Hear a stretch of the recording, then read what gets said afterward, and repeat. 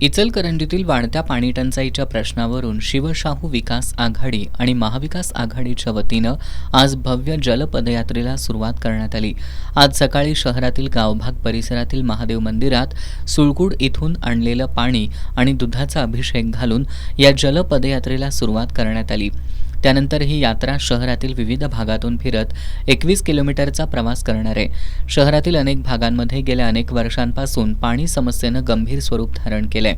विविध पाणी योजना जाहीर झाल्या, निधी मंजूर झाल्याच्या घोषणा करण्यात आल्या, मात्र अद्याप नागरिकांना नियमित आणि स्वच्छ पाणी मिळत नसल्यानं नागरिकांमधून तीव्र नाराजी व्यक्त होतीये।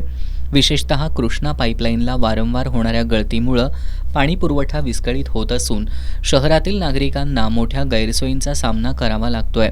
या पार्श्वभूमीवर शिवशाहू विकास आघाडी आणि महाविकास आघाडीनं एकत्र येत शहराच्या पाणी प्रश्नाकडे प्रशासन आणि शासनाचं लक्ष वेधण्यासाठी ही जलपदयात्रा काढली। यामध्ये शिवशाहू विकास आघाडीचे विद्यमान नगरसेवक, माजी नगरसेवक तसंच विविध सामाजिक संघटनांचे पदाधिकारी आणि कार्यकर्ते मोठ्या संख्येने सहभागी झाले होते। इचलकरंजी शहराला कायमस्वरूपी आणि मुबलक पाणी मिळावं, सुळकुड योजना तातडीनं मंजूर करून कार्यान्वित करावी अशी मागणी यावेळी आंदोलनकर्त्यांनी केली।